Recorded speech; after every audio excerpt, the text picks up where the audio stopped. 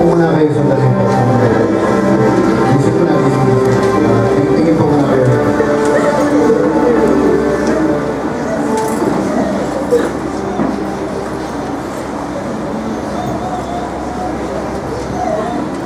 Attention po muna kayo.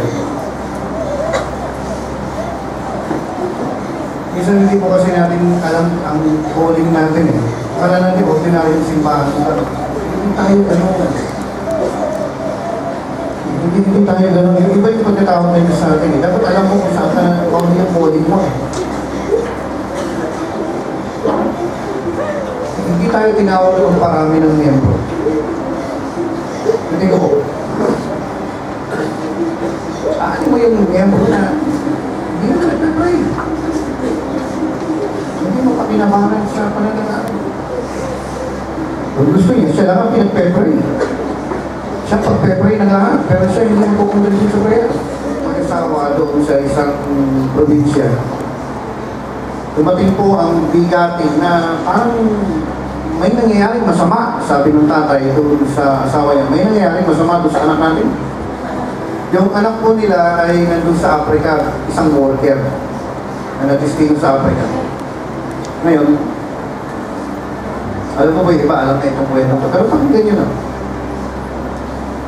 Ngayon, nung time na yun, wala pang mga telepono, telegrama pa lang.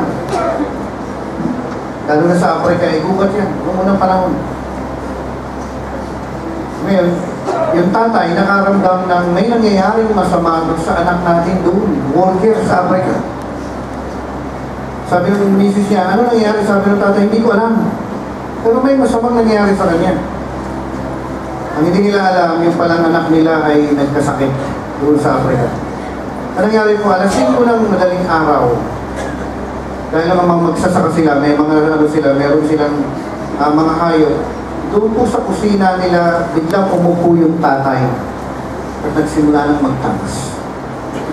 Kapag nagtatangs ka kasi, meron kang mararamdaman dito. Sabi po ng unang Corinthians chapter 14, sabi niya, kapag ikaw ay nagsasalita sa iba't ibang wika, hindi ka sa tao nakikipag-usap kundi sa Diyos dahil walang nakakaintindi sa iyo. Kapag ka nagtatangs ka, sa Diyos ka nakikipag-usap, ano sinasabi mo? Yung mga bagay na mahalaga sa iyo. Ngayon, itong tatay na to, mahalaga sa kanya yung anak niya, biglang umupo na lang doon sa kusina at nagsimula siya ng tangs. Umiiyak siya sa tangs. Tangs siya ng tangs, alas 5 hanggang alas 6. Pagdating ng alas 6, nagtatangs pa rin siya. Umiiyak na yung mga manok dahil hindi na napakain. Alas 6, alas 7, nagtatangs pa rin siya. Nag-iingay na yung baboy dahil hindi pa napakain.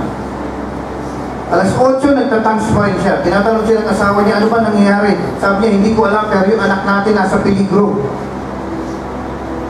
Alas 9, nagtatangs pa rin siya. Maingay na yung mga hayop, hindi na siya kumain. Hindi na naasikaso hindi na nakapagwalis, hindi na nakapaglinis. Alas 11, nagtatangs pa rin siya. Alas 12, nagtatangs pa rin siya. Alauna, nagtatangs pa rin siya. Mahirap yun sa isang matanda. Tayo mga bata, mahihirapan lalo na yun. Kasi alam niya na may nangyayaring masama doon sa anak niya, pero hindi niya alam kung ano yung nangyayari. Alam lang niya, meron. Alas 2, nagtatangs pa rin siya. Wala na nag-almusal, wala na nagtanghalian. Nagtatangs pa rin siya. Pagdating ng alas 3, biglang tumigil yung bigat. At bigla na siyang umawit sa tongues. Yes, merong singing in the spirit. Yung iba, hindi pa alam ito kasi hindi na nakagraduate sa speaking in tongues. Nawala na yung bigat. Alam ko, pakiramdam ito na kahit gusto mong mag-bind, wala nang diin, wala ka ng kalaban. Napakagaan na kung gusto mong magpuri na lang ng magpuri sa Panginoon. Kailan tumigil ng alas 3? Hindi na siya, nag-stop na siya mag-tongues. Nagpasalamat na lang sila, nagpasalamat sa Panginoon. Yung asawa niya, doon sa tabi niya, pupuri sila sa Panginoon. Sabi niya, kung ano man ang problema ng anak natin, okay na, ayos na. Sabi ng asawa niya, ano kaya ang problema ng anak natin? Sabi niya, hindi ko alam, pero kung ano man yun, ayos na. Pagkatapos po ng ilang linggo, nakatanggap po sila ng sulat galing doon sa anak nila. Ito po, i-match ko na lang yung mga time and date. Sabi ng anak nila, nung panahon po ito, nung araw na ito, doon po sa simbahan, doon sa Gubat, sa Africa, ako po ay nagkasakit.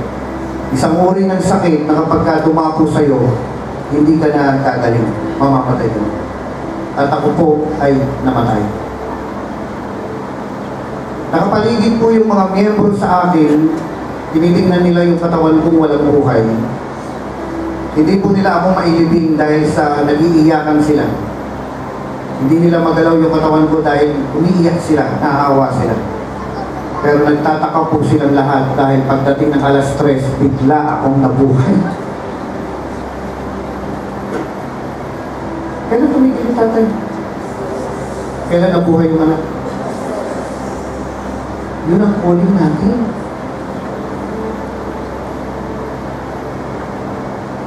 Hindi natin calling yung iba. Yung tayo tinawag.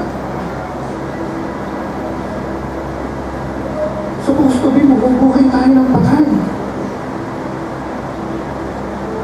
Supposed to be, nagpapagaling tayo ng may sakit sa pamagitan ng chance. Yun ang calling natin. Kung tayo pumapagyan, ang church planting natin hindi sa kaligtasan lang. Magtatayo ang Diyos ng rema doon, hindi pa. Dumami na kailangan. Nagtayo ang Diyos ng simbahan doon para maging prayer room.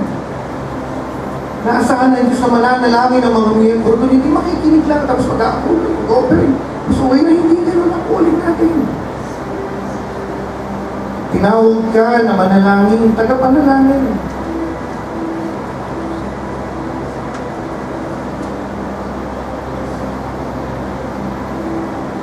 Kasama ang soul winning mo.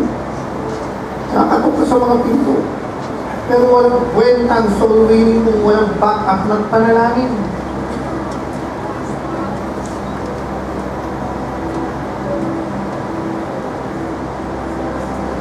Pinag-calling na naman. Maging taga-panalangin. Hindi mo alam mo, ano pinag-pray mo, pero alam mo, may nangyayari hindi maganda. At kapag naipanalangin mo na yan, kapag ka nawala na yung bigatin, alam mo kung ano may pinag-pray mo, ayos na.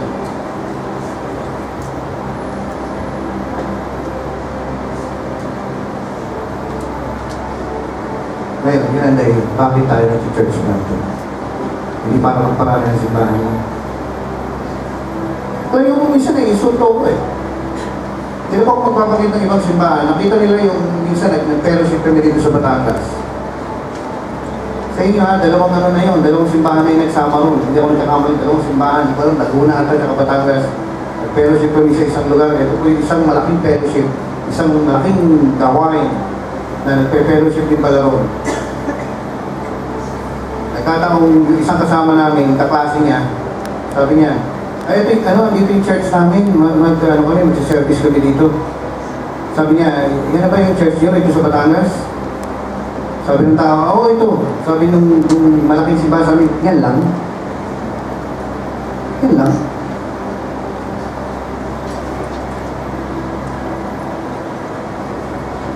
May sinabi pa siya, nag-comment pa po yung malaking church, sabi niya gano'n. Sa youth pa lang natin, wala na yan eh. Nakaisunod, di ba? Pero dapat nandun ko sa tamang habit ko.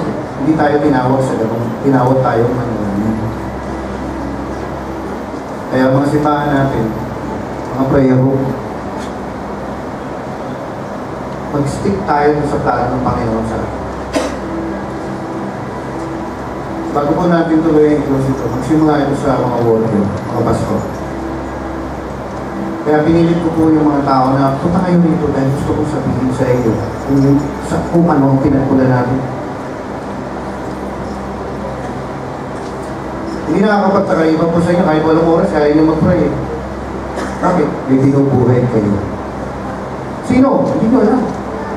Saan? Hindi ko rin alam. Pero kung ano man yun, hindi sa tumutulong sa inyo. Kaya sa papasok kayo ng church, pagkatapos makikinig, no? I-score niyo yung pastor na ang 5 lang ang sermon ni pastor. Hindi anointed eh. Pasukin mo. Hindi tayo tinawag sa gano'n. Tinawag tayo manalangin. Yun ang silbi natin dito sa mundo. At yun ang pananagutan natin sa Diyos pagdating ng panahon.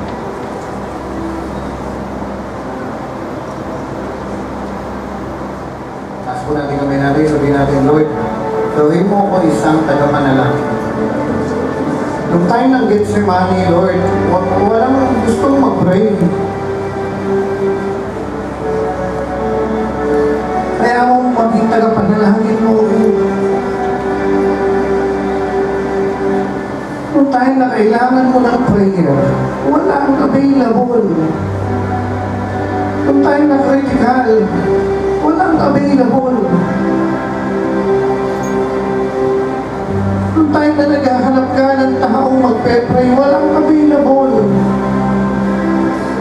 Kaya Panginoon, nandito ko, gagawin ko available ang sarili ko na manalangin. Kapag kailangan mo, gisingin mo ako sa madaling araw. Kausapin mo ko kahit naglalaba ako.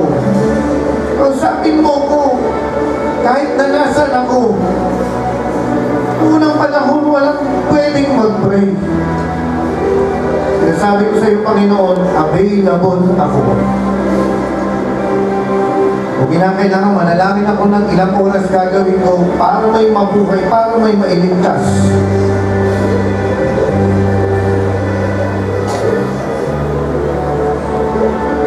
Sige po, gawin natin panalangin nyo.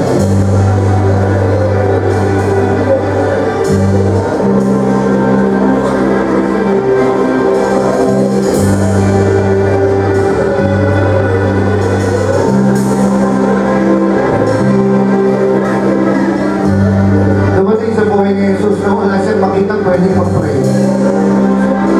Ngayon, sisiguraduhin natin hindi na mangyayari yung gano'n.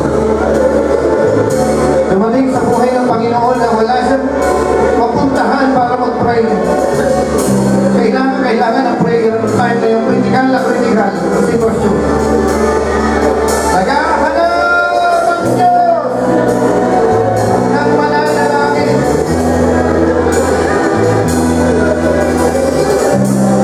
Binuo niya ang rema para sa Panginoon.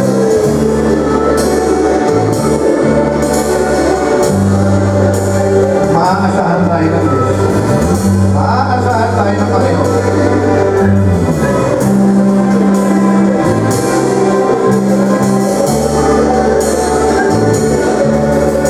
Hindi na mangyayari yung walang pwedeng mag-pray. Walang gusto mag-pray. Kasi narito tayo, nandito tayo. Lord, bigyan mo ng bigat. Ipagbigyan mo, Panginoon, ang espiritu ng prayer sa mga narito ngayong umaga. Sa pangalan ni Jesus.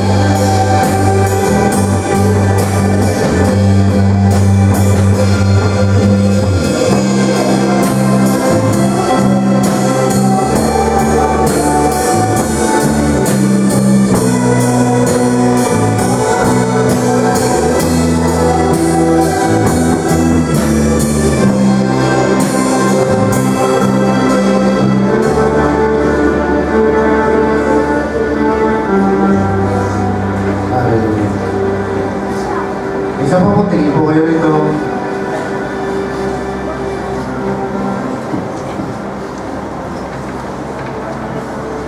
May isa pong kakilala po natin. Nagising po siya ng alas 4. Gusto siya mag-pray. Hindi naman niya alam kung bakit niya gusto mag-pray. Alam niya agad, kailangan niya mag-cancel. So, ano ginawa po niya? Antok na siya, nag-pray siya nag-thanks siya. Tapos 4:30 na, nagtatanks pa rin siya. 4:45 na, nagtatanks pa rin siya. So, isa pong napasok sa trabaho, yan panahon, yung time na yan, nakakapagod, nakakaantok. Tama po ba? Pagdating po ng alas 5, sabi niya, pwede na siguro to. Ay, 1 oras na ako eh. Amin po. Ngayon sabi niya, ay 1 oras naman siya nag-taxi. Sabi ginawa niya ngayon. Hindi natulog ulit. Pumasok na ng trabaho, nagising siya. Pagdating po ng hapon, tinawagan siya sa opisina ng nanay niya. Sabi niya, umuwi ka, yung tatay mo na aksidente. Ma'am, nagmumotor, tumilapon sa motor. Na aksidente yung tatay mo. Ngayon sabi niya, kaya pala, inising ako ng Diyos para manalangin. Kaya pagdating sa bahay niya, nakita niya, sabi niya, tay, ano nangyari sa'yo? Akala ko ba na-accidente ako? Na-accidente ako. Ano nangyari sa'yo? Eh, nagmamalay ako, may tinamaan siguro. Tumilapon daw sila, siya at saka yung motor. Eh, paikot-ikot daw siya, pagbagsak niya, bagsak rin yung motor. Yung motor, wasak. Pero pagbangon niya, kinapalaw ng tatay niya sarili niya, sabi niya, walang galos, walang nangyari. Nailigtas yung prayer. Kaso, ang problema, hindi niya tinuloy yung prayer eh, 1 oras lang. Hindi pa naman siya sinasabihan ng Diyos na tumigil. Tumigil na siya. Ngayon, ano nangyari po? Tumigil siya sa prayer. Hindi pa tapos sa prayer. Anong bunga? Yung motor, wasak. Kung tinuloy niya sana yung prayer, pati yung motor, naligtas. Doon tayo tinawag. Pinapulin natin. Hindi ba sa atin ka lang, tapos makikinig ka lang, tapos offering sa uwi ka lang. Minsan, di makatapos yung church sa uwi ka lang. Hindi ganun, hindi tayo tinawag doon. So, tumasa po ako sa pagbalik niyo puro sa church. Mananalangin tayo. Bakit? Kasi, camping na. Isingin sa manaling araw. Sino ang magdededicate sa prayer? Nakikita mo ang puso nila. Sino ang pwedeng distorbohin? Sino yung magpapagamit? Sino yung magsasacrifice? Para manalangin.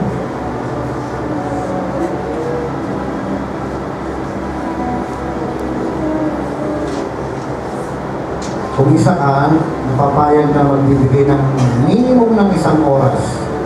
Kasi kailangan ko po ng taga-pray ngayon, lalo na malapit ang camp. Gusto ko lang pong makita, gusto ko ipakita sa Panginoon. Willing kami bibigay yung minimum ng 1 oras. Pwede po pakitaas ang kami. Araw-araw. 1 oras minimum. Maaasahan mo ang Panginoon. Nakikita mo Panginoon ang mga kamay na yun. Pagpalain mo sila. Pagkatiwala mo sa kanila Panginoon ang buhay ng mga tao. Pagkatiwala mo sa kanila Panginoon ang kaligtasan ng mga tao. Kasi 1 oras na yan na minimum. Kikilos ka at gagawa ng himala sa kapaligiran namin. Pagpalain mo sila. Salamat Panginoon sa anniversary sa 23 years. Maraming time Panginoon na pumapalipak kami. Maraming time na hindi namin nagagawa yung tuwalin namin. Lumilisya kami na nawawala kami sa focus. Pero salamat sa iyo, Diyos, matyaga ka na nagkabantay sa amin. Salamat Panginoon sa pagtutuwid mo, pagtuturo. Sa pagpapaalala mo, kapag ka kami na nakakalimot na. Muli Panginoon, pinapaalala namin ang buhay namin sa iyo. Hindi lang 1 oras. Ang binibigay namin sa iyo, hindi buong buhay. Tama lang Panginoon kasi pinayaran mo ang buhay na to. Iligtas mo ang buhay na to. Wala na nga kami karapatan sa sarili. Dahil pag-aaral mo na kami. At dahil pag-aaral mo kami, iingatan mo kami at dadalhin mo kami sa bahay mo doon sa langit. Dahil kami ay sa'yo. Patawarin mo kami, Panginoon, sa mga pagkukulang na nakalimot. Ginamili ka pa rin yung trabaho namin. Hingi ako sa'yo, Panginoon, at iyayaan ako. Pagsigaan mo kami, Panginoon. Mga bata pa rin kami na. Hindi ganun kalaki ang kaalaman namin, pagkakulungan namin. Pero dito kayo, Panginoon, hiling mo, patuloy, pakorek. Hiling mo ka disiplina sa'yo. Sigahan mo, Panginoon, siniwalan mo. Sa'yo lang galing, Panginoon, ang gawain ito. Hindi sa'yo. Sino ang tao, hindi sa'yo. Kaya mo, Panginoon, maging galugod-lugod kami sa'yo. Sa pag-delegate ang buhay namin. Kaya mo, Panginoon, maasahan mo kami sa mga gawain, sa camping, mananalangin kami. Sa mga church services namin, sa mga soul winning namin. Kaya mo, Panginoon, na maasahan mo kami na maging taga-pray. Ito ang purpose namin, bakit kami nabubuhay. At ito ang pananagutan namin pagdating ng panahon. Salamat, Panginoon. Sa iyong kapurihan sa loob ng 22 years. At tsitsika mo, pagpapalang, pag-uunawa, pag-iingat mo sa bawat isa sa amin. Hindi kami, Panginoon, napili sa iyo, kundi ikaw. Mga tao na kapaligid sa amin, mga tao hindi namin kakilala, pero nagkakilala dahilan sa iyo. Dahil sa isang layunin. Ikaw ang namili, ikaw ang pumulo, at ilagay kami sa isang lugar. Pinagsama-sama mo kami dahilan sa plano. Kaya mo, Panginoon, maghanap ang plano mo. Bago ka dumating. Palakasin mo, patatagin mo, bawat isa. Patuloy mong alalayan, Panginoon. Hanggang sa maging karapat-dapat na ang trabaho namin. Yung work namin ay maging presentable na sa iyo. Maasahan mo kami, Panginoon, sa pinagkatiwala namin. Ito ang aming isamo at panalangin. Salamat, Panginoon, sa 23 years. Sa pangalan ni Jesus, sa lahat tayo magsabi ng Hallelujah.